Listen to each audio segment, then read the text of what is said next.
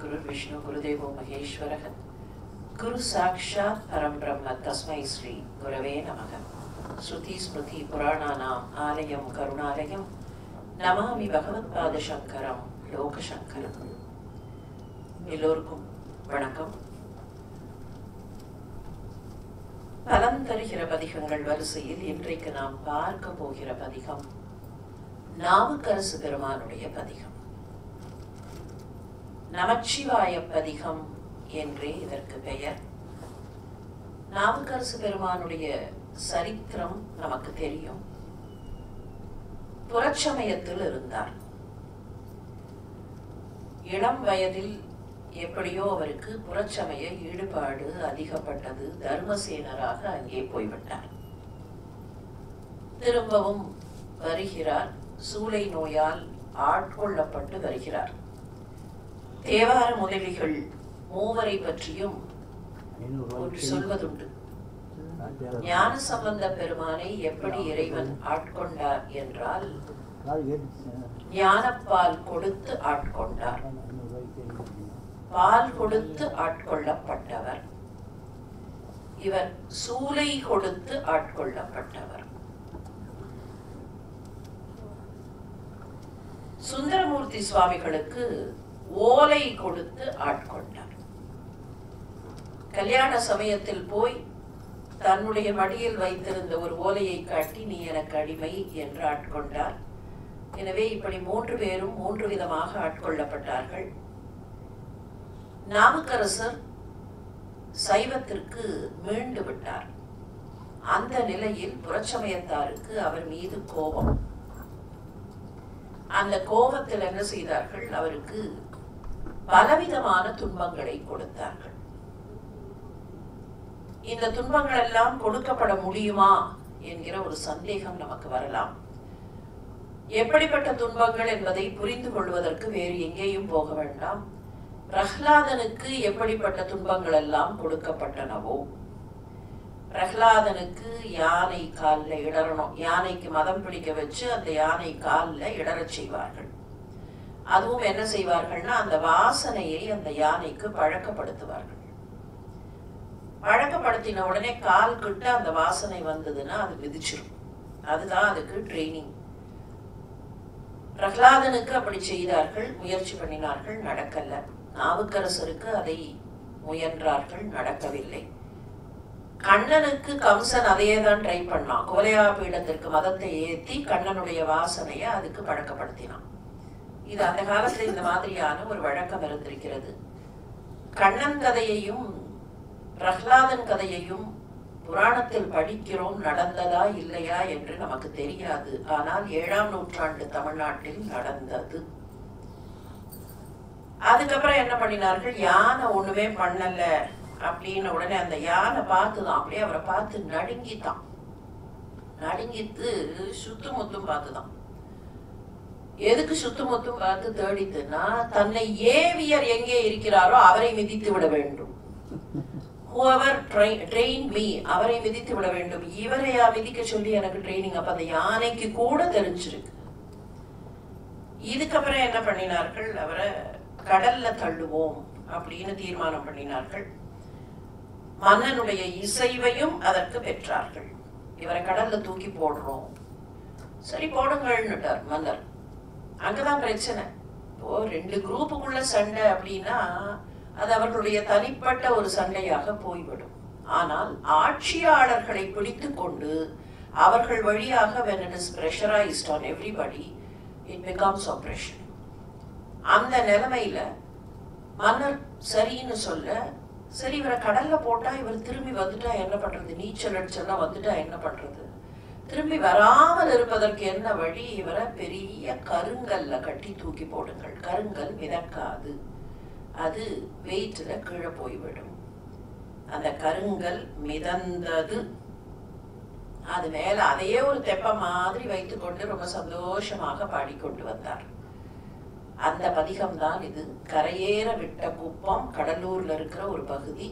அங்கே நடைபெற்ற சம்பவத்தின் ஆதாரம் தான் இந்த பதிகம். கரையேற விட்ட நமச்சிவாயம். நமச்சிவாய நமச்சிவாய கடைசி வரி நமச்சிவாய நமச்சிவாயன்னு வரும்.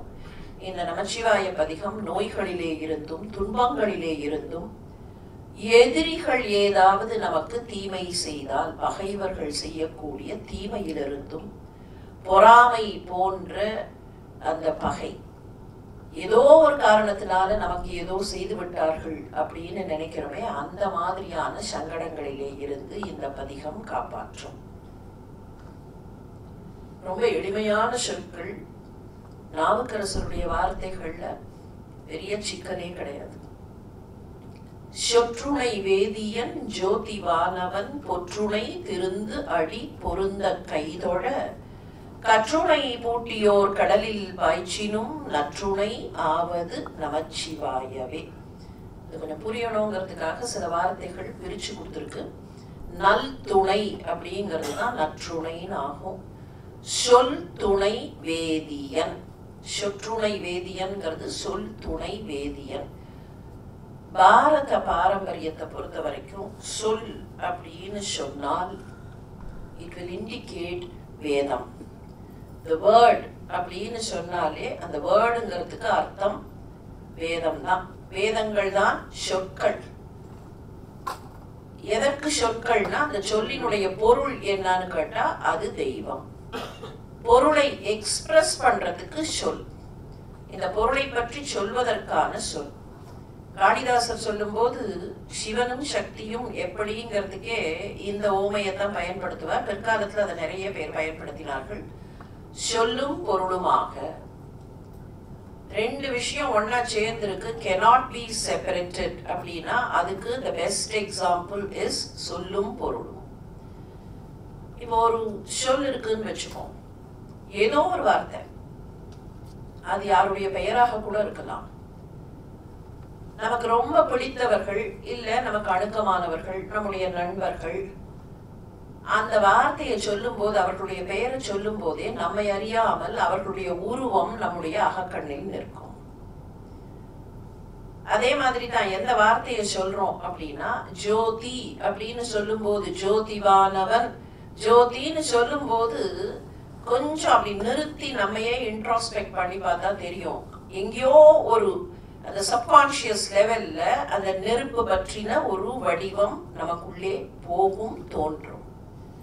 அப்போ அந்த சொல்லையும் பொருளையும் பிரிக்க முடியாது. சொல்லை சொல்லும் போதே you realise the meaning of it.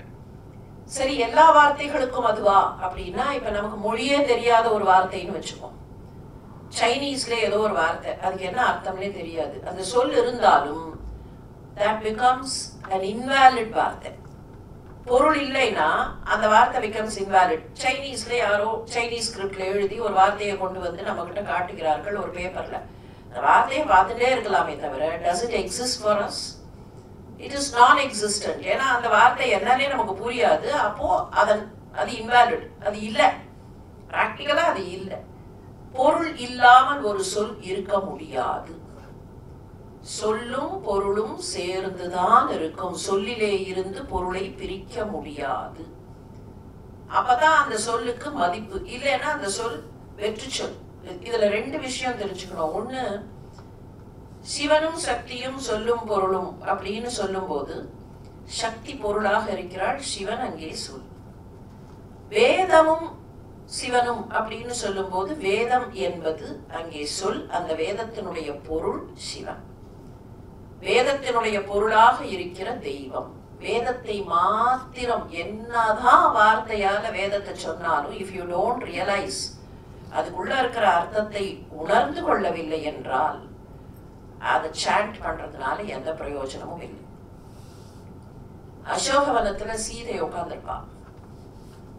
இவ்வளோ நாழி சீதை எங்க இருக்கா சீதை எங்க இருக்கா சீதை எங்க இருக்கான்னு தேடிட்டு போற அனுமன். ராமனை விட்டு பிரிந்த போதே சீதை இப்படி எல்லாம் இருப்பான்னு ராமன் சொன்ன டிஸ்கிரிப்ஷன்ல he is trying to search wherever. லங்கைக்கு போறதுக்கு முன்னாலேயே கூட இருக்கிற இடத்துல எல்லாம் தேடினார்கள் இல்லையா? தேடிட்டு தானே கடைசியில போய் கடல் வந்துருதே என்ன பண்றதுன்னு தெரியலையே, அதுக்கப்புறம் அங்கேருந்து தாண்டி சம்பாதி சொல்லி போய். அப்ப எவ்வளவு நாளா சீதையை பற்றிய நினைப்பும் சீதையினுடைய இப்படிதான் இருப்பா, இவ்வளவு அழகா இருப்பா, அவளுடைய முகம் எப்படி இருக்கும், ஓரளவுக்கு அனுமனுடைய மனசுல அந்த சிந்தனை போயிட்டே தான் இருந்திருக்கணும். Because he searching for her. அங்க போயாச்சு, மரத்து மேல ஏறி பார்த்தா கீழே ஒரு பெண் உட்கார்ந்துருக்கா. சம்பாதி சொல்ற இன்ஃபர்மேஷன், ஒரு மனுஷ பெண் உட்கார்ந்துருக்கா, சுத்தி ராட்சசிகள். இவ்வளோ நாடி தேடினதுக்கு அப்புறம், இத்தனை நாள் தேடினதுக்கு அப்புறம் he has located. மரத்துக்கு கீழே சீதை உட்கார்ந்துட்டு இருக்கா, சுத்தி ராட்சசிகள். இப்ப பிசிக்கலா அந்த பிரசன்ஸ் கண்ணுல பட்டுடுது அனுமனுக்கு. வால்மீகி சொன்ன, நெடுங்காலமாக வேதத்தை ஓதியவர்களுக்கு கூட வேத பொருளை உணர முடியாமல் போகுமே, அப்படி இவ்வளவு நாட்களாக சீதையை தேடிக்கொண்டே இருக்கிற அனுமனுக்கு கூட பார்த்த உடனே அந்த இமீடியட்டா ரியலைஸ் பண்ண முடியல அதுதான் சீதைன்னு. சீதைய ரியலைஸ் பண்ண முடியலங்கிறது அடுத்த இது, அது கதையினுடைய போக்கு. ஆனா நெடுங்காலமாக வேதத்தை ஓதியவர்கள் கூட அதை ரியலைஸ் பண்ணாம இருப்பார்களே, அந்த மாதிரினா அந்த சொல்லுக்கு பொருள் அந்த இறைவன். சொல்லை புரிந்து கொள்வது அப்படின்னா நாட் மியர் சாண்டிங். இந்த சொல்லுல என்ன இருக்கு, இந்த வார்த்தையில என்ன இருக்கு. பல சமயத்துல அப்படிதான் இந்த வார்த்தையை அப்படியே அனலைஸ் பண்ணி பிரிச்சு பிரிச்சு பிரிச்சு பிரிச்சு பிரிச்சு பிரிச்சு கடைசியில அது ஒண்ணுமே இல்லாம போயிடும். பிச்சு பிச்சு பிச்சு பிச்சு எடுத்தோன்னா என்ன மிஞ்சும். வார்த்தையை அனலைஸ் பண்றது முக்கியம் இல்லை, அந்த வார்த்தைக்குள்ள இருக்கக்கூடிய உணர்வுகள். அதுதான் சொல் துணை வேதியன். ஜோதிவானவன், வானத்திற்கு ஜோதி மாத்திரம் இல்லை, இந்த அண்ட பகிரண்டத்திற்கே வெளிச்சம் தரக்கூடிய ஜோதியாக இருப்பவன். பொற்றுணை திருந்தடி பொருந்த கைதொழ. பொன் துணை திருந்து அடி, திருவடி, அவருடைய திருத்தமான அழகான, திருந்துங்கிறது அழகுங்கிற பொருளை தரும், அந்த அழகான திருவடிகள்.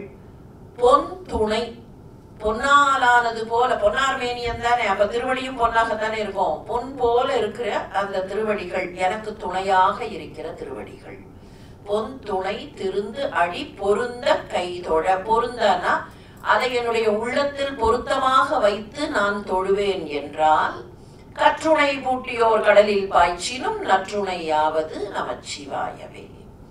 என்னை தூக்கி கடல்ல போட்டாலும் அந்த திருவடியை நான் தொழுதால் இந்த கல்லும் கூட எனக்கு துணையாக ஆகிவிடும். கல் துணையாக வைத்து என்னை போட்டார்கள், ஆனால் எனக்கு நல்ல துணையாக நமச்சிவாயம் இருக்கும் போது இந்த கல்லும் எனக்கு துணையாகி எனக்கு உதவி செய்யும்.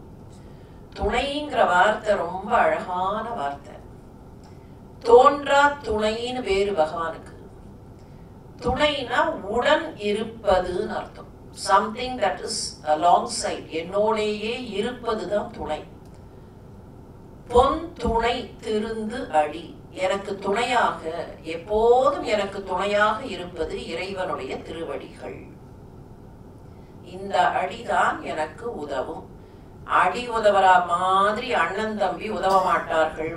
நாம ரொம்ப வசதியா அண்ணன் தம்பியை திட்டத்துக்கு அதை பயன்படுத்துறோமே தவிர, அண்ணன் தம்பி கூட உதவ முடியாது. திருவடி உதவுவது போல அண்ணன் தம்பியாக இருந்தாலும், எந்த உறவாக இருந்தாலும், எந்த நட்பாக இருந்தாலும், அந்த உறவும் அந்த நட்பும் உதவுவது மாதிரி வேற எதுவும் உதவ முடியாது.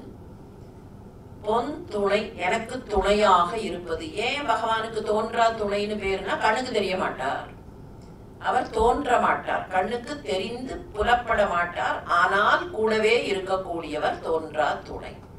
சொற்றுணை வேதியன் ஜோதிவானவன் பொற்றுணை திருந்து அடி பொருந்த கைதொழ. கற்றுணை பூட்டியோர் கடலில் பாய்ச்சினும் நற்றுணை ஆவது நமச்சிவாயவே. நம சிவாய அப்படிங்கிற அந்த வடமொழி பிரயோகம் தான் இங்க நமச்சிவாய. ஒற்றுக்கு கணக்கு கிடையாது.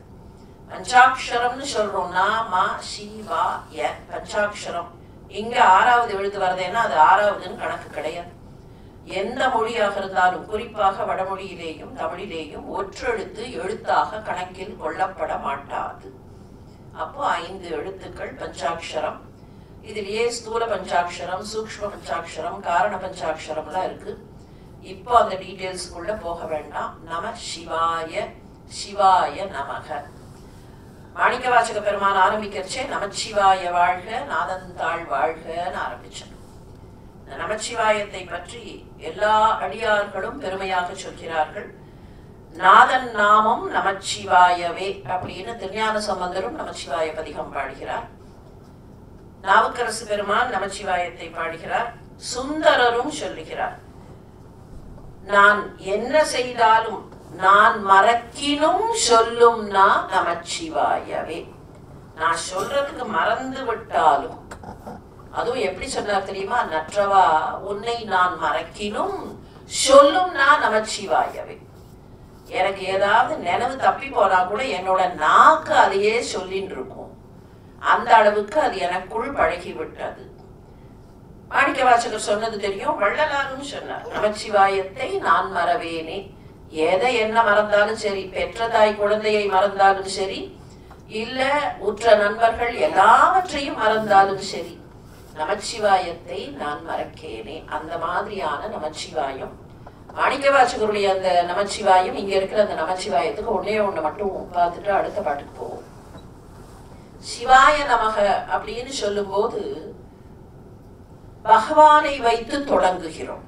ஒரு கேள்வி மாணிக்க வாசகர்லயே வரும், பகவானை தானே முதல்ல சொல்லணும், ஆணவம் இருக்கு அப்படிங்கிறதுக்கு அடையாளமாச்சு இந்த மாதிரி நமச்சிவாயம்னு சொல்றது அப்படின்னு ஒரு சின்ன கேள்வி அங்க வரும். இந்த கேள்வியை தான் ரேஸ் பண்றதுக்கு என்ன காரணம்னா, இந்த கேள்வியை ரேஸ் பண்ணி இதுக்கு we find answers.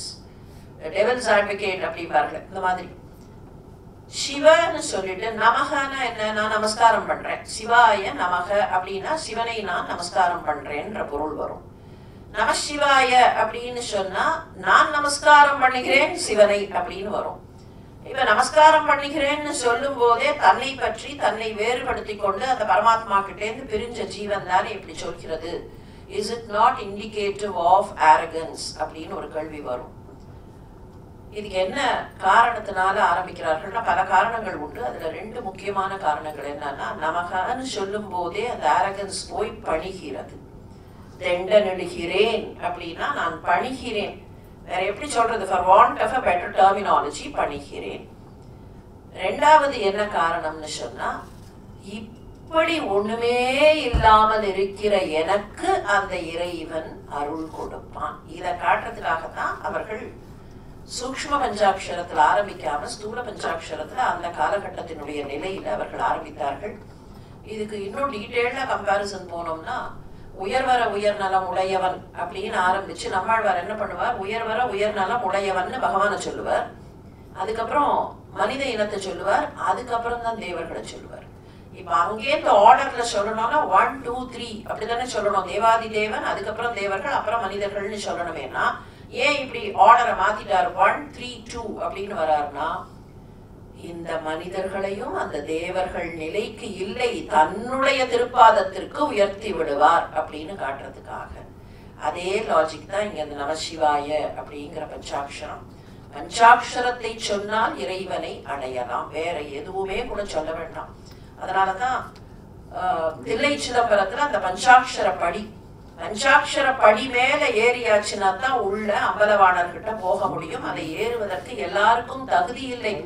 தகுதி இல்லைன்னா நாம நினைக்கிற இந்த மெட்டீரியல் உலகத்தினுடைய தகுதிகள் இல்லைங்க. பகவான் கிட்ட போறதுக்கும் அந்த பக்குவம், ஆன்ம பக்குவம், அந்த ஆன்ம பக்குவம் இருப்பவர்கள் மட்டும்தான் அதில் ஏற முடியுங்கிறது தான் அதுக்குள்ள இருக்கிற ஐதீகம். பூவினுக்கு அருங்கலம் பொங்கு தாமரை, ஆவினுக்கு அருங்கலம் அரணஞ்சு ஆடுதல், கோவினுக்கு அருங்கலம் கோட்டம் இல்லது, நாவினுக்கு அருங்கலம் நமச்சிவாயவே. அருங்கலம் அப்படின்னா ஆபரணம், ஆர்னமெண்ட்னு அர்த்தம், அலங்காரம். அருங்கலமே அப்படின்னு வருமே, அந்த அருங்கலம். பூவினுக்கு அருங்கலம், பூவிலேயே ரொம்ப விசேஷமான பூ இனத்துக்கு, பூ கூட்டத்துக்கே எது த பெஸ்ட். நம்ம சொல்றோம் இல்லையா, ஒருத்தர் இவர்தான் தலையாயவர் அப்படின்னா இந்த இனத்திற்கே பெரிய கிரீடமாக இருப்பவர், சூடாமணியாக இருப்பவர் அப்படின்னா அந்த மாதிரி பூக்களுக்கு தி பெஸ்ட். பூக்களுக்கே ஒரு ஸ்பெஷல் ஆர்னமெண்ட் மாதிரி இருக்கிறது பொங்கு தாமரை.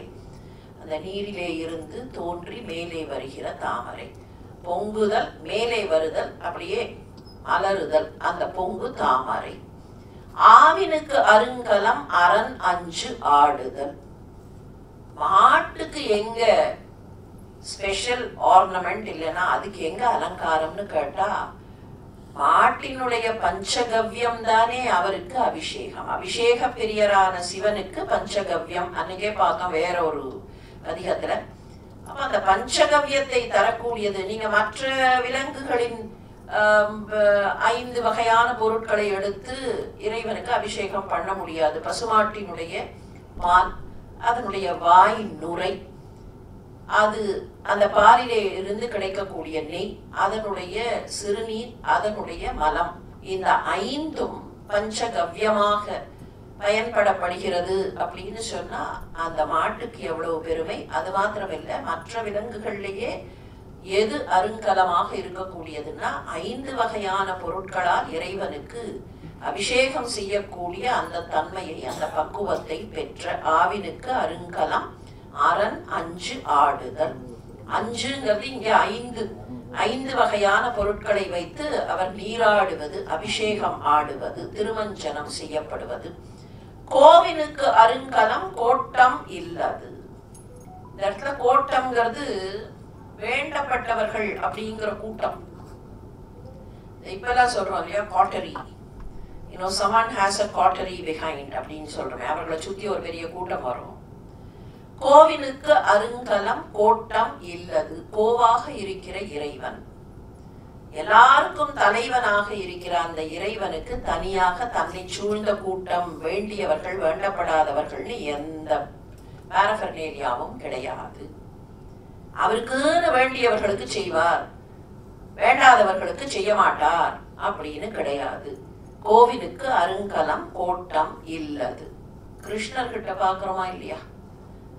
குருக்ஷேத்திர போர் முடியும் போது யாரெல்லாம் உயிரோடு இருந்தார்கள் அப்படின்னு பார்த்தா, பாண்டவர்கள் இருந்தார்கள், திரௌபதி இருந்தாள், குந்தி இருந்தாள், துரியோதனன் அப்போதைக்கு இருந்தான், அதுக்கப்புறம் அவனும் அழிந்து போகிறான்.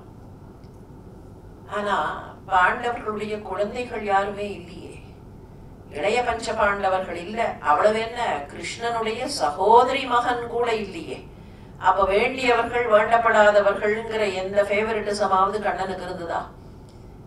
என்னோட சகோதரி மகனை காப்பாற்றுகிறேன்னு நினைக்கலையே. அதுக்கப்புறம் இவர்கள் வேண்டினார்கள் உத்தரை வயிற்றுல இருக்கக்கூடிய குழந்தை, ஏன்னா வம்சம் இல்லை அப்படிங்கிறதுனால அந்த குழந்தை, அதுவும் கூட அது இறந்து போகுங்கிற நிலைமையில அந்த குழந்தையை காப்பாற்றுவதற்கு, குழந்தை பிறக்கும் போது நான் பார்த்துக் கொள்கிறேன்னு சொல்லி அந்த குழந்தை pass the test of birth. அதனாலதான் அவனுக்கு பரீட்சையை வெற்றிகரமாக சாதித்தவன், பரீட்சையிலிருந்து வெளியில் வந்தவன் பரீட்சித்துன்னு பேர் வந்தது.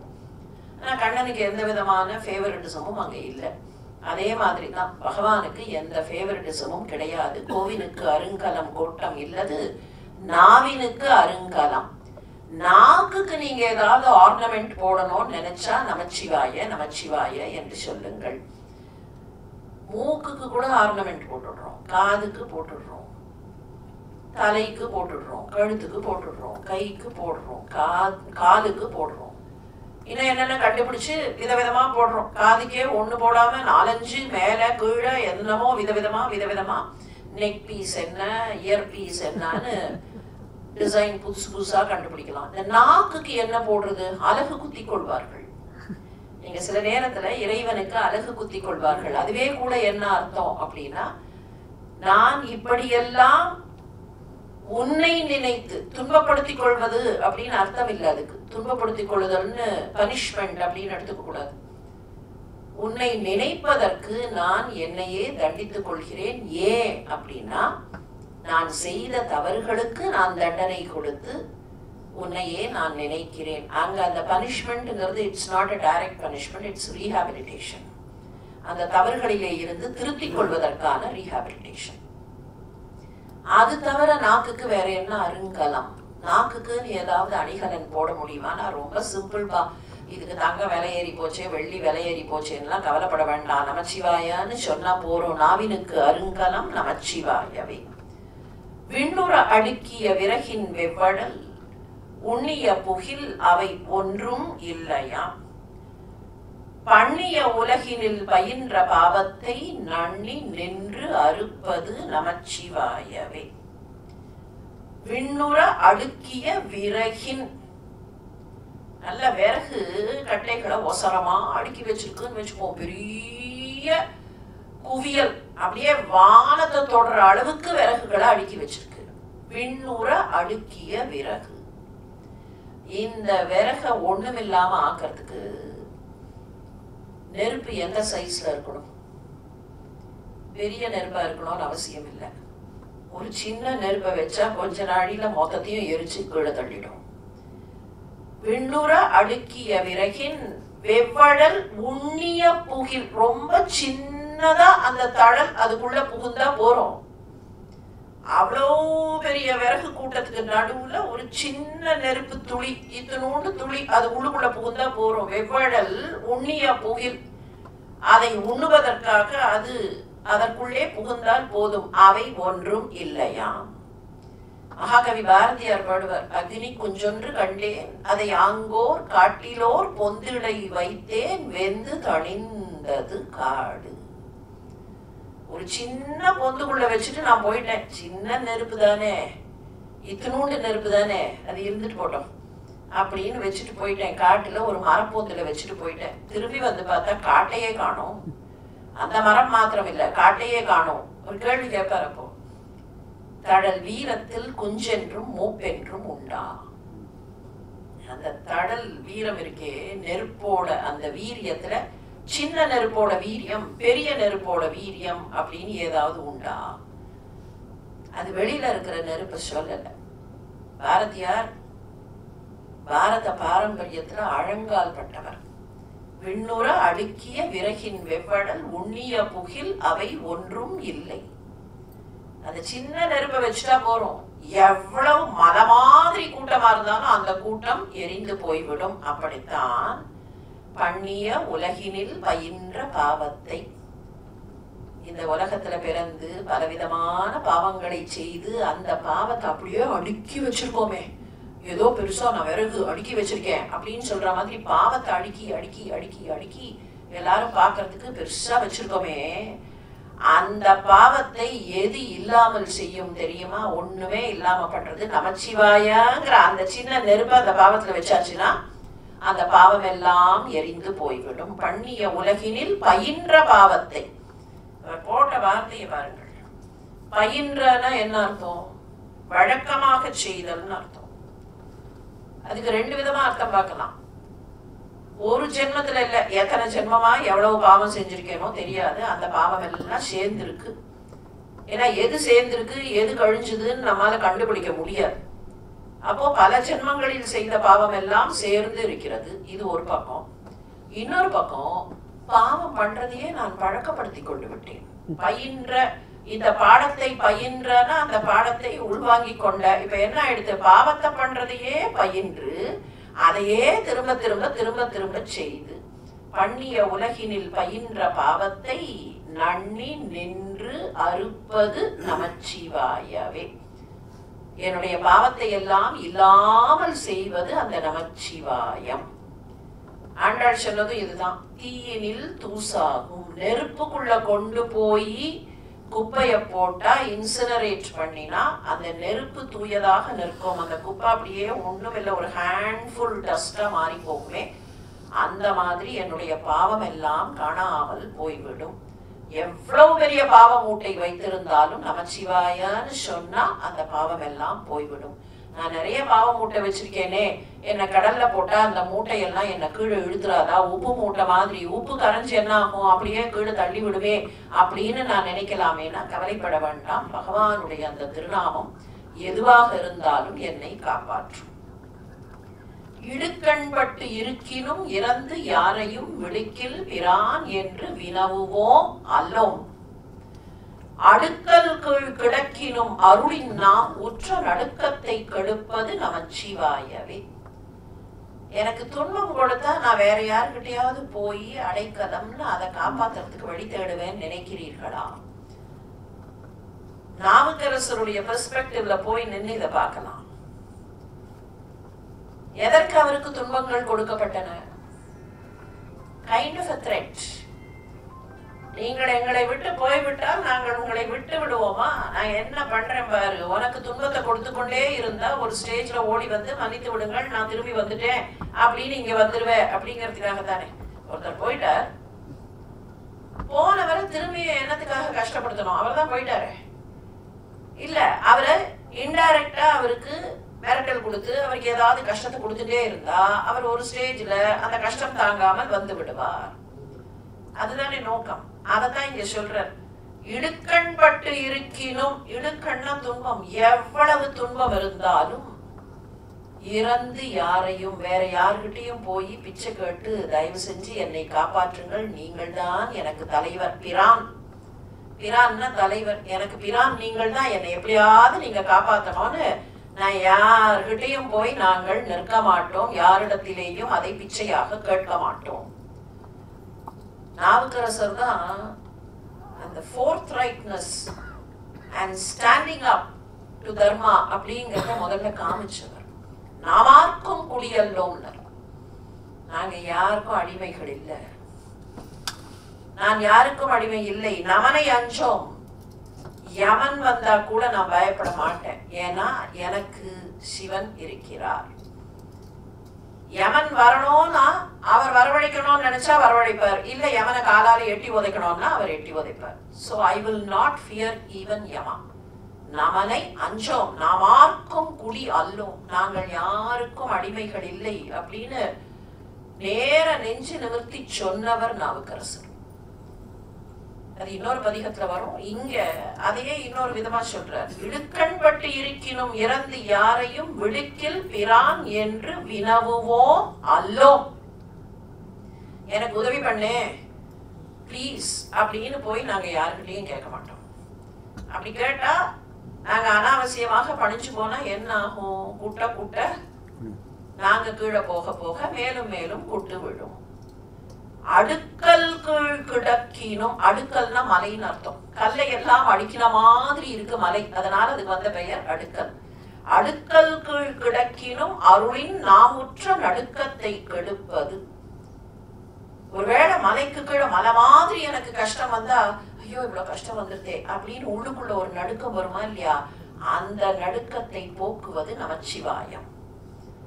எனக்கு உள்ளுக்குள்ள இருக்கிற நடுக்கத்தை, அப்ப என்ன அர்த்தம்? வெளியில மலை அழுத்துகிறது, உள்ளுக்குள்ள நடுக்கம்னு சொன்னா your external situations and internal situations. சில சமயத்துல வெளியிலிருந்து துன்பத்தை தரலாம், சில நேரத்துல எங்கேயோ ஒரு இடத்துல உள்ளுக்குள்ள பிரச்சனையை உருவாக்கி துன்பத்தை தரலாம்.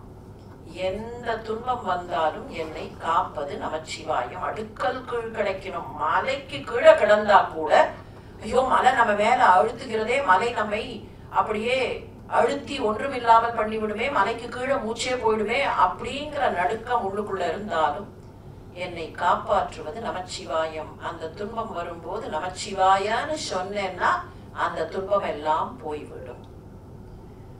வெந்த நீர் அருங்கலம் விரதிகட்கு எல்லாம், அந்தணர்க்கு அருங்கலம் அருமறை ஆரங்கம். திங்களுக்கு அருங்கலம் திகழு நீண்முடி, நங்களுக்கு அருங்கலம் நமச்சிவாயவே. வெந்த நீர் அருங்கலம், விரதம் மேற்கொண்டவர்கள், விரதிகள் அப்படின்னு சொன்னா விரதத்தை செய்யக்கூடியவர்கள். விரதம் மேற்கொண்டு இறைவனை வணங்குவது விரதம் என்று இருக்கக்கூடியவர்கள். அப்ப நாங்க யாருன்னா நாங்க அதெல்லாம் கூட பண்ணலன்னு அர்த்தம். கடைசி வரியில வரப்போற நாங்கள்னு அர்த்தம். நாங்க அதெல்லாம் கூட பண்ணல. பகவானை வணங்குவதுங்கிற ஒரு விரதத்தை வைத்துக் கொண்டிருக்கிறார்களே, அது கூட எங்களுக்கு இல்ல. வணங்குவதுங்கிற வழிபடுவதுங்கிற விரதம் கூட இல்ல. ரொம்ப சராசரிக்கு கீழே. இந்த விரதிகளுக்கு எது ஆர்னமெண்ட், எது அணிகலன் அப்படின்னு கேட்டா வெந்த நீரு. அவர்கள் நெற்றியிலேயும் உடலிலேயும் பூசிக்கொள்கிறார்களே, அந்த திருநீரு தான் அவர்களுக்கு ஆர்னமெண்ட். நீரில்லாத நெற்றி பாழ் அப்படிம்பார்கள்.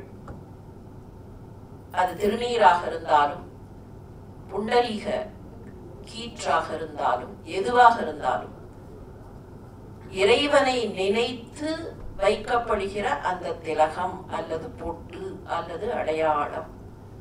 நமக்கெல்லாம் தெரியும், சில வருஷங்களுக்கு முன்னால வரைக்கும், இப்ப கொஞ்சம் மாறி இருக்குன்னு சொல்லலாம், ஆனா சில வருஷங்களுக்கு முன்னால வரைக்கும் இது நெத்தியில வச்சா யாராவது என்ன நினைப்பார்களோ, இப்படி பார்த்து விடுவார்களோ, அப்படி பார்த்து விடுவார்களோ, it is not fashionable, it is not modern, இப்படியெல்லாம் பல நினைப்புகள், தேவையற்ற பல நினைப்புகளுக்கு நாம் உள்ளானோம். யாரோ நமக்கு அந்த நினைப்புகளை தந்தார்கள்ங்கிறதெல்லாம் விட்டுருவோம். யாரோ கொடுத்தா அதுக்கு அப்படியே ஏற்றுக்கொண்டு நாம் அதற்குள்ள இருக்கணுமா என்ன? யாரோ somebody is thrusting it on us-னே வச்சுப்போம், பரவாயில்ல.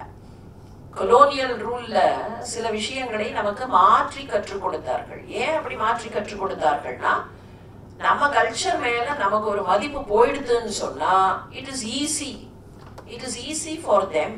அதுக்காக அவர்கள் கற்றுக் கொடுத்தார்கள். பல இடங்கள்ல பார்க்கலாம், ஒரே ஒரு கோயில் தான் இருந்திருக்கு. கோயிங் பேக் இன் ஹிஸ்டரி, ஒரே ஒரு கோயில் தான் இருந்திருக்கு. ஒரு இடத்துல ஒரு கோயில் இருந்திருக்கு. எந்த கோயில்னு இப்போ அந்த பெயர் வேண்டாம், ஃபார் வேரியஸ் ரீசன்ஸ். அந்த ஒரு கோயில் கொலோனியல் பீப்புள் அவர்கள் இருந்த போது அவர்களுடைய எல்லைக்குள்ள இருந்திருக்கு. அண்ட் சப்சிக்வெண்ட்லி நீங்க வேணா வேற இடத்துல கட்டி கொள்ளுங்கள், நாங்களே கூட ஹெல்ப் பண்றோம் அப்படின்னு they have offered. அப்படி ஆஃபர் பண்ணும்போது, அதுக்கு பிளான் போடும்போது ஒரு சின்ன சீண்டல், அவ்வளவுதான். எதுக்கு ஒரே ஒரு கோயில் கட்டுகிறீர்கள்? சைவர்களுக்கு ஒரு சிவன் கோயிலும் வைணவர்களுக்கு ஒரு விஷ்ணு கோயிலும் கட்டிக் கொள்ளுங்களேன். we'll fund both. Slowly the split started. எப்படி எல்லாம் அப்ப எவ்வளவு திங்கிங் அதுக்குள்ள போயிருந்திருக்கணும். அந்த டிவைட் அண்ட் ரூலுக்குள்ள எவ்வளவு எப்பேற்பட்ட திங்கிங் போயிருந்திருக்கணும். நம்ம என்ன நினைச்சிட்டோம்? we fell a prey, we were baited. ஆஹா, சிவனுக்கு ஒரு கோயில், விஷ்ணுவுக்கு ஒரு கோயில் அப்படின்னு ஏதோ அது உயர்வாக காட்டப்படுகிறது, உயர்வாக நினைக்கிறார்கள்னு சொல்லி நம்ம ஏமாந்து போனோம். நிறைய விஷயங்கள்ல நாம அப்படித்தான் ஏமாந்து போனோம். இனிமேலாவது அந்த ஏமாற்றங்களிலே இருந்து நமக்கு ஏமாற்றம் மாத்திரமில்லை, நம்முடைய வருங்கால சந்ததிகளையும் ஏமாற்றுகிற நிலை அது. அதிலிருந்து நாம் மாறுவதற்கான உத்வேகம் நமக்கு வர வேண்டும். வெந்த நீரு அருங்கலம் விரதிகட்கு எல்லாம். இறைவனை வணங்குவது என்பதை விரதமாக கொண்டவர்கள். விரதம் வேற எதுவும் இருக்க வேண்டாம். சாப்பிடாம இருக்கேன், தூங்காம இருக்கேன், தேவையில்லை. சாப்பிடாமல் இருப்பதுதான் விரதம்னு எங்கேயும் சொல்லல. விரதம் இருந்தார்கள். துருவன் ஒரு சின்ன பையன், அவன் தபஸ் பண்ண போனான். அவனை எவ்வளவோ டிசுவேட் பண்ணார் நாரதர். நீ ரொம்ப சின்ன பையன்டா, நீ எங்கடா போய் தபஸ்லாம் பண்றது, உன்னால முடியாது. அதெல்லாம் இல்ல, நீங்க வழிய சொல்லுங்கள், நான் போறேன்னா. போனான், ஆரம்பிச்சான் தபஸ. என்ன சாப்பிடுறது? முனிவர்கள் என்ன சாப்பிடுவார்கள்? கனிகள் சாப்பிடுவார்கள், காய் கனிகள். அந்த காய் கனிகள் கூட எப்படி பறிச்சு சாப்பிட மாட்டார்கள். அதோ மரத்துல ரொம்ப அழகா இருக்கே அப்படின்னு போய் பறிச்செல்லாம் சாப்பிட மாட்டார்கள். அந்த மரம் இனிமேல் இது நமக்கு தேவையில்லைன்னு இட் வில் டிராப், கீழே விழும். அது கீழே விழுந்தா அதை எடுத்து சாப்பிடுவார்களே தவிர, அந்த மரத்துக்கு தேவைன்னு அது தன்கிட்டயே ரீட்டைன் பண்ணிட்டுனா அதை அதிலே இருந்து பறிக்கிற வழக்கம் இல்லை. அப்ப அப்படிப்பட்ட காய் கனிகளை 3 நாளைக்கு ஒரு தடவை சாப்பிட்டான். முதல் மாசம் அவன் தபஸ் பண்ணும்போது 3 நாளைக்கு ஒரு முறை காய் கனிகளை உண்டு. ஒரு நாளைக்கு 3 முறை இல்லை. இந்த டிஃபரன்ஸ் எப்படி இருக்குன்னு பார்க்கணும். அப்படியே டாப்ஸி டவி. 3 நாட்களுக்கு ஒரு முறை. சரி, அடுத்த மாசம் வந்தது, காய்கனியை நிறுத்திட்டான். பத்ராம் பர்ணாம், இலைகளும் சருகுகளும் கீழே விழுந்தவை, அதை எடுத்து 6 நாட்களுக்கு ஒரு முறை. ஷஷ்டே ஷஷ்டே. அடுத்த மாசம் வந்தது, அந்த பத்திரம் பர்ணத்தையும் நிறுத்திட்டான். நிறுத்திட்டு கொஞ்சோண்டு நீர் அருந்தினான். எவ்வளவு? அபக்ஷோ நவமே நவமே, 9 நாட்களுக்கு ஒரு முறை. அதுக்கும் அடுத்த மாசம் வந்தது, தண்ணீரையும் நிறுத்தினான். காற்றை மாத்திரம் உட்கொண்டான். எப்போ? துவாதசே துவாதசே. அதுக்கு அப்புறம் அந்த காத்த உள்ள இழுக்கிறதையும் நிறுத்திட்டான். முழு தபஸ்ல இருக்கான், காத்த கூட உள்ள இழுக்கல. யாரெல்லாம் தவித்தார்கள்னா, 7 14 லோகத்தையும் சேர்ந்தவர்கள் மூச்சு விட முடியாமல் தவித்தார்கள். ஏன் அவர்களால மூச்சு விட முடியலன்னா, அவர்களை எல்லாம் 7 14 லோகத்தையும் அண்டத்தை எல்லாம் தன்னுடைய வயிற்றுக்குள் வைத்திருக்கிறார் திருமால். திருமாலை தன்னுடைய நெஞ்சத்தில் அவன் வைத்திருக்கிறான். அங்க காத்து போகாததுனால திருமாலுக்கு காத்து கிடைக்கல. அப்ப திருமால் கிட்ட இருக்கக்கூடிய 14 லோகத்திற்கும் மூச்சு விட முடியல. அவர்கள் கதறினார்களாம், எங்களால மூச்சு விட முடியல, அவன் என்ன கேட்கிறானோ கொடுத்துடுங்கள், இல்லைன்னா நாங்கள் மாட்டிக்கொள்வோம். இந்த மாதிரி சாப்பிடாம இருக்கலாம், அது இட்ஸ் பார்ட் ஆஃப் விரதம். ஆனால் வெறுமன சாப்பிடாம இருக்கேன் அப்படிங்கிறது இல்ல, பகவானை உள்ளத்திற்குள் வைத்து அவன் உண்ணாமல் இருந்தான். அதுதான் முக்கியமே தவிர பகவானையே நினைச்சு பார்க்காம ஆடம்பரத்துக்காக நான் இன்னைக்கு ஒன்னும் சாப்பிடல, 4 பேர் முன்னால சாப்பிடாமல் இருந்து விட்டு அதுக்கப்புறம் உள்ளுக்குள்ள போய் அப்பா எல்லாரும் வெளியில போயிட்டார்களா, கொஞ்சம் நிம்மதியா உட்கார்ந்து சாப்பிடுறேன் அப்படின்னு நினைக்கிறது இல்ல. வெந்த நீர் அருங்கலம் விரதிகட்கு எல்லாம் அந்தணர்க்கு அருங்கலம் அருமறை ஆரங்கம். அந்தணர்கள், வேதம் ஓதக்கூடிய அந்தணர்கள் இருக்கிறார்களே, அவர்களுக்கு எது ஆர்னமெண்ட், எது அவர்களுக்கு ஆபரணம்னு கேட்டா இந்த 4 மறைகளை ஓதுவதும் 6 அங்கங்களோடு சேர்த்து ஓதுவதும். அந்த 6 அங்கங்கள் ஏற்கனவே பார்த்தோம். சிக்ஷை, சந்தஸ், நிருத்தம், வியாக்கரணம், ஜோதிஷம் எல்லாம் சேர்ந்த கல்பம். இந்த 6ம் தான் அந்த 6 அங்கம். 6 அங்கங்களோடு வேதத்தை ஓதுவதுதான் அந்தணர்களுக்கு ஆபரணம். திங்களுக்கு அருங்கலம். இப்போ நிலாவுக்கு ஆபரணம், நிலாவுக்கு ஆபரணம் எங்கேருந்து வருகிறதுனா, நிலா ஒருத்தருக்கு ஆபரணமா இருக்கா இல்லையா, அதுதான் அதுக்கான பெருமை. அது ஆபரணமாக இருப்பதுதான் அதனுடைய பெருமை. திங்களுக்கு அருங்கலம் திகழு நீள் முடி. அவருடைய ஜடாபாரத்துல உட்கார்ந்து இருக்கே, அதுதான் அந்த நிலாவுக்கு கிடைக்கக்கூடிய பெருமை, அதனுடைய பெருமை. ஆபரணம்ங்கிறதே பெருமைதான். வெறுமன ஆபரணம்னு சொன்னா நாம we imagine some kind of an ornament, ஒரு ஜுவல் அப்படின்னு நம்ம கற்பனை பண்றோம். ஆபரணம் என்பது பெருமை. சுபாஷிதம் ஒண்ணு உண்டு, ஒரு வடிவம் அல்லது ஆபரணம், இந்த ரெண்டும் ஈக்குவேட் ஆகும். மனிதனாக இருப்பவனுக்கு எது வடிவம் அல்லது அவனுடைய ஆபரணம் எது? மனிதனுக்கு எது ஆபரணம்? மனிதனுக்கு ஆபரணம்னு சொன்னா அணிந்து கொள்கிற ஆபரணம்னு மட்டும் அர்த்தம் இல்லை, மனிதனுடைய பெருமை. நரஸ்யாபரணம் ரூபம். சரி, வடிவம் இருக்கு. மனிதன் சொல்லும் போது we have to look at the form. மனிதனாக இருப்பதற்கு ஃபார்ம். தேவர்கள்னா அவர்களுக்கு ஃபார்மே கிடையாது. தேவேந்திரன் நீங்க வந்திருக்கானா நம்மளால கண்டுபிடிக்க முடியாது. அவன் எங்கேயாவது வந்து ஏதாவது ஒரு சேர்ல உட்கார்ந்துட்டு இருக்கலாம், நமக்கு தெரியாது. ஏன்னா சூக்ஷ்மமான சரீரம். மனிதர்களுக்கு தான் அந்த ஸ்தூல சரீரம். So this form becomes their ornament. இந்த ரூபத்திற்கு என்ன ஆர்னமெண்ட்னு கேட்டா, இந்த வடிவத்திற்கே எது அழகு அப்படின்னா ரூபஸ்ய ஆபரணம் குணம். குணத்திற்கு எது ஆபரணம்னு கேட்டா குணஸ்ய ஆபரணம் ஞானம். ஞானத்திற்கு ஒரு ஆபரணம் உண்டா அப்படின்னா மன்னிக்கிற தன்மை இருக்கே, ஞானஸ்ய ஆபரணம் க்ஷமா. அப்போ ஆபரணம்ங்கிறது டஸ் நாட் ஒன்லி இண்டிகேட் வெளியில போடுற அந்த ஒரு ஏதோ ஒரு பர்டிகுலர் ஜுவல் அப்படின்னு மாத்திரம் அர்த்தம் இல்லை. ஆபரணம் என்பது ஒரு மேன்மையை தரக்கூடியது. அந்தணர்க்கு அருங்கலம் அருமறை ஆரங்கம், திங்களுக்கு அருங்கலம் திகழு நீள் முடி. அந்த நிலாவுக்கே பெருமை என்னன்னு கேட்டா அவருடைய ஜட்டாபாரத்தில் இருப்பதுதான் பெருமை. நங்களுக்கு அருங்கலம் நமச்சிவாயவே. எங்களுக்கு எது தெரியுமா பெருமை? நமச்சிவாய நமச்சிவாய நமச்சிவாயன்னு சொல்லுவதுதான் எங்களுக்கு பெருமை, எங்களுக்கு மேன்மை. ஷலமிலன் சங்கரன் சார்ந்தவர்க்கு அலால் நலமிலன் நாடொரு நல்குவான் நலம். நாள்தொரு அப்படிங்கிறது தான் நாடொருன்னு வருகிறது. குலவிலர் ஆகிலும் குலத்திற்கு ஏற்பதோர் நலமிக கொடுப்பது நமச்சிவாயவே. ஷலம் இலன் அப்படின்னு சொன்னா கோபம் இல்லாதவன் அர்த்தம், பற்றுகள் இல்லாதவன். ஷலம்னா கோபம்னு வரும், பற்றுகள் வேண்டுதல் வேண்டாமை, வேண்டுதல் வேண்டாமை இலான் அப்படின்னு தானே அவருக்கு டிஸ்கிரிப்ஷன். வேண்டப்பட்டவர்கள் வேண்டாதவர்கள் அப்படின்னு எந்த பேதமும் கிடையாது. ஷலம் இலன். சங்கரன் சார்ந்தவர்க்கு அலால் நலமிலன். யார் அந்த இறைவனை சாருகிறார்களோ அவர்களை தவிர மற்றவர்களுக்கு நன்மை கிடைக்காது, மற்றவர்களுக்கு நன்மையை தரமாட்டான். புறத்தார்க்கு சேயோன், புறத்தார்க்கு சேயோன். யார் புறத்திலே இருக்கிறார்களோ அவர்களுக்கு he is distant. யார் பக்கத்தில் போகிறார்களோ அவர்களுக்கு he is proximal. அது கூட ஒண்ணு சொல்லுவார்கள் இல்லையா, பகவான் அங்க நிக்கிறான்னு வச்சுக்கோ, நாம இங்க நிக்கிறோம், நாம ஒரு ஸ்டெப் இப்படி நகர்ந்தோம் பகவானை பார்த்துன்னா அவர் கிடுகிடுன்னு ஓடி வந்து பக்கத்துல நிற்பாராம். நாம அங்க நிக்கிறியா அப்படின்னு இந்த பக்கம் ஒரு ஸ்டெப் நகர்ந்தோம்னா அவர் கிடுகிடுன்னு ஓடி இடத்துல போய் நிற்பார்.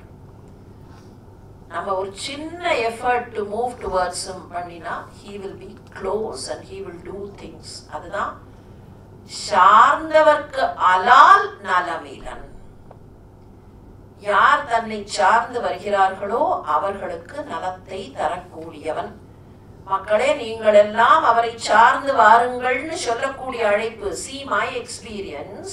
நான் அவர்கிட்ட கொஞ்சம் வந்தேன், ஒரு சமயத்திலேருந்து கொஞ்சம் அப்படி வந்தேன். வந்த உடனே என்னாச்சு, இப்ப எனக்கு எல்லாவற்றையும் கல்லையே மிதக்க வச்சுட்டேன். நான் பண்ண தப்பு தான், நான் எத்தனையோ தப்பு பண்ணியிருக்கேன்.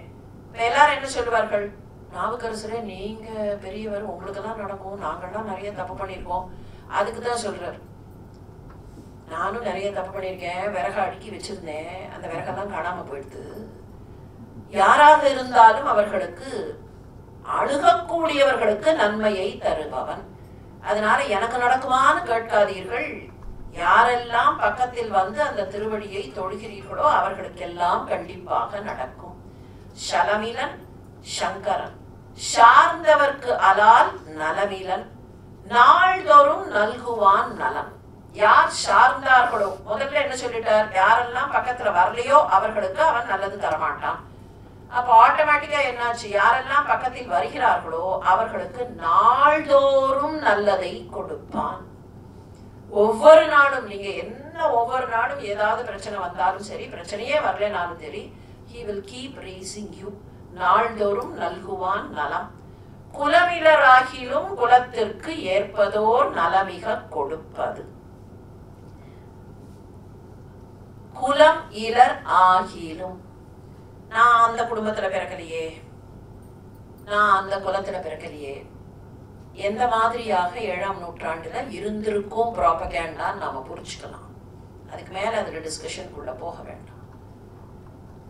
இந்த குடும்பத்தை சேர்ந்தவர்களுக்கு மட்டும்தான் பகவான் கொடுப்பார், இந்த குடும்பத்தை சேர்ந்தவர்களுக்கு மட்டும்தான் எல்லாம் கிடைக்கும், இவர்களுக்கெல்லாம் கிடைக்காது அப்படின்னு எல்லாம் இருக்கா இல்லையா? மனிதர்களுடைய சுபாவம் எல்லா நூற்றாண்டிலையும் ஒரே மாதிரி தான். அந்த மாதிரி இருக்கக்கூடிய நிலைமைக்கு தான் சொல்றார், குலம் இலர் ஆகிலும். Don't worry about where you're born, into which family you're born, or in which town you're born. நான் இங்கே பிறந்தேன், இந்த குலத்தில் பிறந்தேன், இந்த குடும்பத்தில் பிறந்தேன், இந்த செல்வந்த நிலையில் பிறந்தேன், இந்த ஊரில் பிறந்தேன், இந்த நாட்டில் பிறந்தேன், இல்ல. குலம் இலர் ஆகிலும். குலம்னா, குலம்ங்கிற வார்த்தைக்கு என்ன அர்த்தம்னா வழின்னு தான் அர்த்தம். மேலேந்து வரக்கூடிய வம்சாவளி அப்படின்னு சொல்றோமா இல்லையா, அந்த வழிதான் அது. பாத் அப்படின்னு தான் அர்த்தம் குலம். மூலாதாரத்திலிருந்து சகசிராரத்திற்கு போகக்கூடிய அந்த பாதைக்கு குலம்னு தான் பேரு. குலவித்வா. அம்பாள் யாருன்னா அந்த குலத்தை பிளந்து கொண்டு மேலே போகிற ஜீவசக்திக்கு சக்தியை தருபவள் குலவித்வா. அந்த குலம்னு நீங்கள் நினைக்காதீர்கள், இந்த உலகத்தில் பிறந்த குலம். இதுல இன்னொன்னு பார்க்கலாம், நான் போன ஜென்மத்துல நிறைய பாவம் பண்ணேன் அதனால இன்னைக்கு அப்படின்னா அதுவும் ஒரு வழிதானே. 7 ஜென்மமாக நான் செய்யக்கூடிய அந்த வழி. இதெல்லாம் பத்தி கவலையே பட வேண்டாம். குலத்திற்கு ஏற்பதோர், இந்த குலம்ங்கிறதுக்கு வேற ஒரு அர்த்தம் இருக்கு.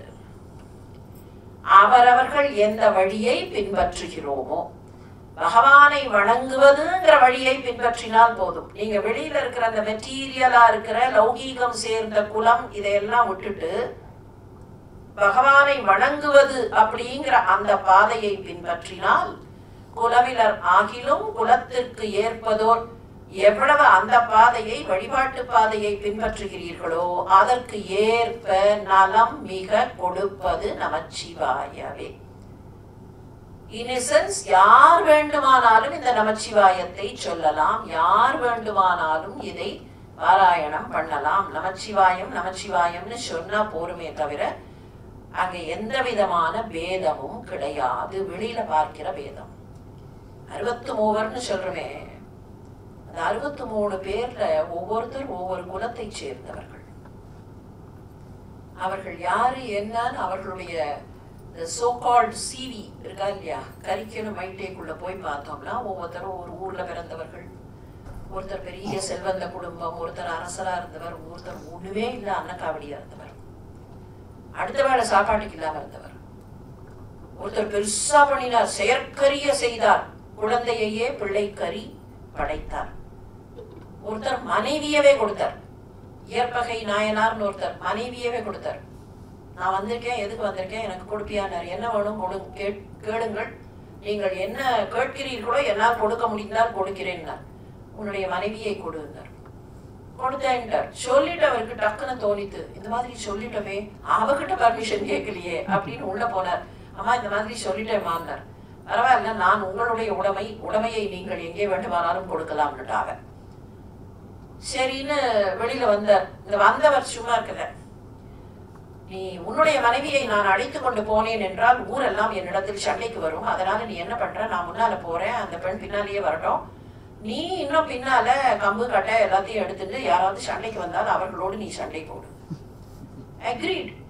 முன்னால போறார் அந்த வயசானவர், அந்த பெண் போகிறாள், பின்னாலேயே இந்த கம்பு கட்டையெல்லாம் எடுத்து இவர் போனார். எதிர்பார்த்தபடி ஊர் சண்டைக்கு வந்தது, பெருசா சண்டை நடக்கிறது. அவர் ஒன்றும் கவலையப்படல, அப்படி திரும்பி திரும்பி பார்த்துட்டே போனார். இந்த பெண்ணால தாங்க முடியல, அவள் அழ ஆரம்பிச்சா, கதறினா, இந்த மாதிரி சண்டை நடக்கிறது. அப்புறம் அவரை பிடிச்சி நிறுத்தி சொன்னா, இப்படி போய்கொண்டே இருக்கிறீர்களே, உங்களுக்கு என்னையே கொடுத்த அந்த மனிதரை காப்பாற்றணும், கூட நின்று சண்டை போடணும்னு உங்களுக்கு தோணலையா? குறைந்தபட்சம் அவருக்கு உயிருக்கு ஆபத்து இல்லாம பண்ணிட்டு போகணுமா வேண்டாமான்னா அது சொல்லிட்டு தவிச்சு போய், என்ன இருந்தாலும் கணவன் இல்லையா, தவிச்சு போய் அவர்கிட்ட ஓடுறான். அவ திரும்பி அப்படி ஓடிட்டான். ஓடிட்டு அதுக்கப்புறம் திரும்பி பார்த்தா அங்க முன்னால நடந்தவரை காணும். ரிஷபத்தின் மீது பார்வதியும் பரமேஸ்வரனும் காட்சி கொடுத்தார்கள். இயற்பகை நாயனார்னு பேர் அவருக்கு. இந்த மாதிரி செயற்கரிய செய்தவர்கள் உண்டு, ரொம்ப சாதாரணமா செய்தவர்கள். முருகநாயனார்னு ஒருத்தர் ஒண்ணும் பண்ணல, பெருசா நந்தவனம் வச்சு பூ கட்டி போட்டார். நீங்க மனைவியை கொடுப்பது மகனை கொடுப்பதுங்கிறது ஒரு பக்கம், பூ கட்டி போடுவது, இது ரெண்டையும் ஈக்குவேட் பண்ணி பார்த்தா அது பண்ண முடியாத, நினைச்சு கூட பார்க்க முடியாத ஒரு விஷயம். இது ரொம்ப சுலபம். இப்படி சில பேர் அப்படி செய்தார்கள், சில பேர் சாதாரணமாக இருந்தார்கள். ருத்ர பசுபதி நாயனார் ஒருத்தர், அவர் என்ன பண்ணார்னு பார்த்தா ஒண்ணும் பண்ணல, ருத்ர ஜபம் பண்ணார் தினம், with all his heart and soul in it, அவ்வளவுதான், வேற ஒன்றும் ஸ்பெசிபிக்கா பண்ணல. அப்போ செயற்கரிய செய்தவர்களும் ஒரே பிளாட்ஃபார்ம், சாதாரணமாக இருந்தவர்களும் ஒரே பிளாட்ஃபார்ம். எந்த சிவன் கோயிலுக்கு போனாலும் காரைக்கால் அம்மையை தவிர வேற யாரும் உட்கார்ந்தெல்லாம் இருக்க மாட்டார்கள். They're all on the same platform தான், நின்று கொண்டுதான் இருப்பார்கள். ஏன்? they were all equal in terms of bhakti. வெளியில மெட்டீரியல் வேர்ல்டுல அவர்கள் என்னவாக இருந்தார்கள்ங்கிறது முக்கியம் இல்லை, அவர்கள் மனசுல இருந்த பக்தி தூயது. எல்லாருடைய பக்தியும் தூய்மையான பக்தி, அவர்களை இணைக்கக்கூடியது முழுக்க முழுக்க முழுக்க முழுக்க இறைவனிடத்திலே தொழுது நின்ற பக்தி. அதனாலதான் குலமிலராகிலும் குலத்திற்கு ஏற்பதோர் நலமிக கொடுப்பது. அந்த இரண்டாவது குலம்ங்கிறது இறைவனை வணங்கக்கூடிய தன்மை. வீடினார் உலகினில் விழுமிய தொண்டர்கள் கூடினார் அந்நெறி கூடிச் சென்றலும் ஓடினேன் ஓடிச் சென்று உருவம் காண்டனும் நாடினேன் நாடிற்று நமச்சிவாயவே. வீடினார் உலகினில் விழுமிய தொண்டர்கள் கூடினார். நிறைய தொண்டர்கள், இந்த உலகத்துல இருக்கக்கூடிய தொண்டர்கள் என்ன பண்ணார்கள்? வீடினார். வீடுதல்னா விட்டு விட்டார்கள். வீடுதல்னா விடுதல், விடுதலைன்னு அர்த்தம். அழிதல் அப்படின்னு ஒரு பொருள் வரும் அதுக்கு. இந்த உலகத்தின் மீது இருக்கிற பற்றையெல்லாம் விட்டு விட்டவர்கள், பற்று அற்றவர்கள், பற்று அறுத்தவர்கள், அப்படிப்பட்ட தொண்டர்கள் கூடினார். அவர்களெல்லாம் ஒன்றாக கூடினார்கள். அந்த தொண்டர் கூட்டம் எதற்கு கூடியதுன்னா சிவனை வணங்குவதற்கு கூடியது. அந்த நெறிக்குள் கூடி சென்றலும் ஓடினேன். அதுக்குள்ள போய் அவர்களிலேயே அந்த இறைவனை கண்டேன். ஓடி சென்று உருவம் காண்டலும். நான் சிவபெருமானை எங்கே பார்த்தேன்னா அந்த கூட்டத்துக்குள்ள. இப்ப முந்தின பாட்டுல நீங்க பிறந்த குலம் பிறந்த கூட்டம் பெருசு இல்ல. அப்ப எந்த கூட்டம் எந்த குலம் பெருசு? இந்த மாதிரியான அடியார்கள் தொண்டர்கள் கூட்டம். அங்க போய் நாடினேன் நாடிற்று நமச்சிவாயவே. எனக்கு இந்த துணை இருக்கும் போது மற்றவர்கள் துணை தேவையில்லை. இன்டைரக்ட்லி ட்ரைங் டு சே, என்னை அரசருடைய ஆட்கள் என்ன துன்பப்படுத்தினாலும், என்னை ஊர் என்ன துன்பப்படுத்தினாலும், எனக்கு இறைவனுடைய அடியார்கள்ங்கிற சங்கம் இருக்கா இல்லையா, அந்த சங்கம் இருக்கும் போது இவர்களுடைய இந்த துணை எனக்கு தேவையில்லை. அதுதான் நெட்டா வந்தது. என்ன? அடி உதவுவது போல அண்ணன் தம்பி. நீங்க வெளியில இருக்கிற உறவு, வெளியில இருக்கிற கூட்டம், வெளியில இருக்கிற நட்பு, இந்த உலகத்தினுடைய worldly materialistic, this is not going to help. எது ஹெல்ப் பண்ண போறது? அந்த இறைவனுடைய அடியார் கூட்டம் எனக்கு கூட இருக்கும். இல்லக விளக்கது இருள் கெடுப்பது, சொல்லக விளக்கது ஜோதி உள்ளது, பல்லக விளக்கது பலரும் காண்பது, நல்லக விளக்கது நமச்சிவாயவே. இந்த நமச்சிவாயம்ங்கிற இந்த பெருமை இருக்கே, வீட்டில் ஏற்றுகிற விளக்கு வெளிச்சத்தை தருவது போல புற இருளை அது நீக்கும். இல்லக விளக்கு இருள் கெடுக்கும். வீட்டுல விளக்கேத்தி வச்சா இருட்டு போய்விடும். சொல்லக விளக்கது ஜோதி உள்ளது. சொல்லக விளக்குங்கிறது பஞ்சாட்சரம், திரு 5 எழுத்து அப்படிம்பார்களே. அந்த திரு 5 எழுத்துல இந்த நமச்சிவாயங்கிற பஞ்சாட்சரத்துல ஜோதி இருக்கிறது. நீங்க அந்த அகல் விளக்குல மாத்திரம்தான் ஜோதின்னு நினைக்க வேண்டாம். அது வீட்டுல இருக்கிற இருட்டை போக்கும். உள்ளுக்குள்ள இருக்கிற இருட்டை போக்குவதுங்கிறது எது? இந்த பஞ்சாட்சரம் என்கிற இந்த திரு 5 எழுத்து. பல்லக விளக்கது பலரும் காண்பது. இதை எல்லாரும் பார்க்க முடியுமா? எல்லாராலும் புரிந்து கொள்ள முடியுமா அப்படின்னா, இந்த ஜோதி உங்களுடைய உள்ளத்திற்குள் நீங்கள் ஏற்றி வைக்கக்கூடிய நமச்சிவாயங்கிற இந்த ஜோதி எல்லோருக்கும் தெரியும். நான் என் மனசுல ஏத்தி வச்சுட்டேன் நமச்சிவாயத்தை, அதனாலதான் இன்னைக்கு கல்லும் கூட மிதந்து வருகிறது. இது எல்லோருக்கும் காட்சி தரும். எப்படியோ ஒரு விதத்தில் இது காட்சி தரும். பயில்வோருக்கும், இதை சொல்லுபவர்களுக்கும், இதை கேட்பவர்களுக்கும் இது நன்மையை தரும். நல் அக விளக்கது நமச்சிவாய. முதல் வரி இஸ் டாக்கிங் அபவுட் வெளியில ஏற்றுகிற விளக்கு. அதுக்கப்புறம் வர 3 வரிகள் சொல்லில் ஏற்றப்படுகிற விளக்கு. அந்த விளக்கு எங்க? நல் அக விளக்கு. என்னுடைய உள்ளத்திற்குள் ஏற்றப்படுகிற இந்த நமச்சிவாய விளக்கு இருக்கே, இந்த விளக்கு எனக்கு வெளியிலேயும் வெளிச்சத்தை தரும். உள்ளுக்குள்ள இருக்கிற வெளிச்சம் தான் முக்கியமே தவிர வெளியில இருக்கிற வெளிச்சம் முக்கியம் இல்லை. வெளியில எவ்வளவு இருட்டு இருந்தாலும் உள்ளுக்குள்ள வெளிச்சம் இருந்தா சரி. வெளியில வெளிச்சமா இருந்து உள்ளுக்குள்ள அஞ்ஞானம்ங்கிற இருட்டு தான் இருக்கும்னு சொன்னா பிரயோஜனமே இல்லை, எதுவும் தெரியாது. வெளியில அமாவாசை, அந்த அமாவாசையை பார்த்து விட்டு உள்ளுக்குள்ள பௌர்ணமி இருந்ததுனால பௌர்ணமின்னார் ஒருத்தர். அந்த வார்த்தை பலிச்சதே தவிர வெளியில இருந்த இருட்டு போய்விட்டது. உள்ளுக்குள்ள வெளிச்சம் வந்தாச்சுன்னா வெளியில இருக்கிற இருட்டு போய்விடும். நல் அக விளக்கது நமச்சிவாயவே. முன்னெறியாகிய முதல்வன் முக்கணன் தன்னெறியே சரணாதல் திண்ணமே, அந்நெறியே சென்று அங்கு அடைந்தவர்க்கெல்லாம் நன்னெறியாவது நமச்சிவாயவே. முன்னெறி, இந்த உலகத்திலேயே எது முதல் நெறின்னு சொன்னா எல்லாவற்றுக்கும் முன்னே விளங்குகிறானே முதல்வன், அனாதியாக இருப்பவன், ஆதியும் அந்தமும் இல்லாதவன், இதெல்லாம் தோன்றுவதற்கு காரணமாக இருக்கிற இறைவன். அந்த இறைவன் முக்கண்ணன். என்னன்னா அவைதிக சமயங்கள் வேதத்தை மறுத்தனங்கிறது மாத்திரமில்லை, கடவுளையே மறுத்தன. அதுக்கப்புறம் பிற்காலத்துல அந்த சமயங்கள்ல கூட கடவுள்ங்கிற கான்செப்ட் உள்ள சேர்ந்தது, வழிபாடெல்லாம் வந்ததுங்கிறது வேற. ஆனா ஒரிஜினலி கடவுள் மறுக்கப்பட்டார், வேதம் மறுக்கப்பட்டது. முன்னெறியாகிய முதல்வன் கடவுள்னு ஒருத்தர் இல்லைன்னா இதெல்லாம் எப்படி நடக்கும்? என்ன எக்ஸ்பிளனேஷன்ஸ் கொடுக்க பார்த்தாலும் அல்டிமேட்லி எங்கேயோ போய் பார்த்தோம்னா ஏதோ ஒரு சூத்திரதாரி எல்லாவற்றையும் இயக்குகிறார். cloning அப்படின்னு எல்லாம் one of the scientific advancements is cloning. இன்னைக்கு அவ்வளவா cloning பத்தி யாரும் பேசுறது இல்லை. அதுக்கு பதிலா ஜீனோமிக் ஸ்டடீஸ் அப்படின்னு போயிடுது. ஒரு ஆட்டை க்ளோன் பண்ணினார்கள், நினைவு இருக்கா? நல்ல கொழுகுழுன்னு நிற்கும் அது. அதுக்கப்புறம் அதுலேருந்து கொஞ்சம் க்ளோன்ட் ஷீப் வந்தது. பட் என்ன ஆச்சுன்னா அதெல்லாம் மான்ஸ்ட்ரஸாக பிஹேவ் பண்ண ஆரம்பிச்சது. அதனுடைய பிஹேவியர் ரொம்ப மான்ஸ்ட்ரஸாக இருந்தது. அப்போ அதை வச்சு சமாளிக்க முடியாது. நம்ம எங்க போய் மெடில் பண்றோம்னு தெரியல. எதையோ மெடில் பண்ண போகும்போது ஏதோ ஒன்று தரிகட்டு போகும்.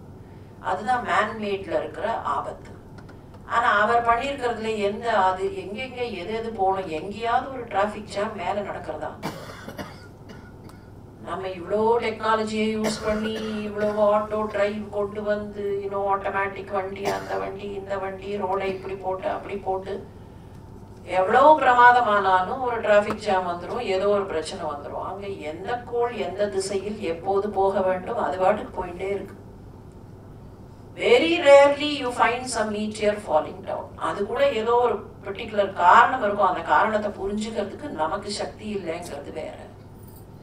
எத்தனை அண்டங்கள், எத்தனை நட்சத்திரங்கள், எத்தனை கோள்கள், இதெல்லாம் யார் டிசைன் பண்ணினார்கள்? இதையெல்லாம் திங்க் பண்ணி டிசைன் பண்ணணும்னா எவ்வளவு நேரமாகும், எவ்வளவு செலவு இருக்கும்? யார் who designed all this? How are all these things placed in particular areas? அப்ப இதுக்கெல்லாம் எங்கேயோ ஒரு சூத்திரதாரி இருக்கிறார். அவர் நம்ம கண்ணுக்கு தெரியலங்கிறதுனாலேயே அவர் இல்லைன்னு நாம சொல்ல முடியுமா? அந்த கண்ணுக்கு அந்த பக்குவம் இல்லை. ரிஷிகளுக்கு பார்க்க முடிஞ்சது, அவர்கள் பார்த்தார்கள். கடவுளை நம்பினவர்கள் பார்த்தார்கள். ராமகிருஷ்ண பரமஹம்சருடைய வேடுவனுக்கு பார்க்க முடிஞ்சதா இல்லையா? நரசிங்கம்னு ஒரு ஃபார்ம் இன்னைக்கு நம்ம கிட்ட சொன்னா so called well educated lot. Narasingam வந்தது அப்படின்னா நரசிங்கம் 50-50 49-51 40-60 எவ்வளவு போர்ஷன் சிங்கம், எவ்வளவு போர்ஷன் மனுஷன்? Do we know? Can we describe? தெரியும். இன்னைக்கு எத்தனை கேள்வி கேட்பாங்க. இப்படி முடியுமா, இப்படி பண்ண முடியுமா, இப்படி வருமா? நமக்கு தெரியலங்கிறதுனாலேயே அது இல்லை அப்படின்னு சொல்லிட முடியாது. அதனாலதான் கற்றது கையளவு, கல்லாதது எத்தனையோ விஷயம் இருக்கு, நமக்கு தெரியாதது எத்தனையோ இருக்கு.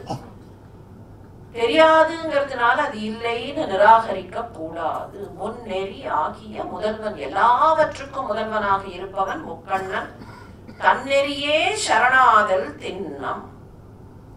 அவனுடைய நெறி, அந்த சைவ நெறியே எனக்கு சரண்னு சொல்லி அதுல போய் கீழே விழுந்துட்டா தண்டனட்டு விட்டால் அந்நெறியே சென்று அங்கு அடைந்தவர்க்கெல்லாம் நன்னெறி ஆகும்.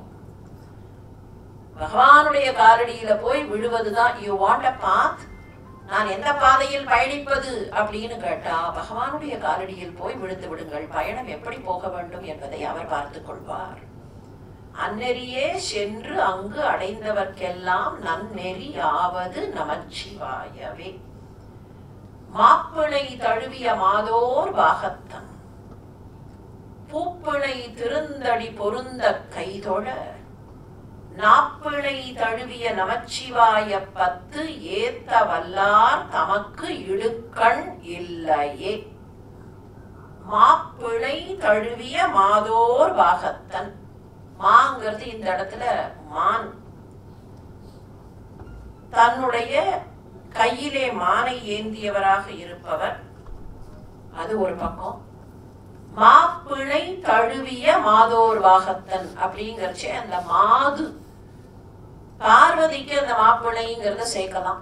மாண்பினை கொண்டவள், மாப்பிணை அப்படின்னு வரும்போது மாண்பினை கொண்டவள். மாண்புனா மேன்மைன்னு அர்த்தம்.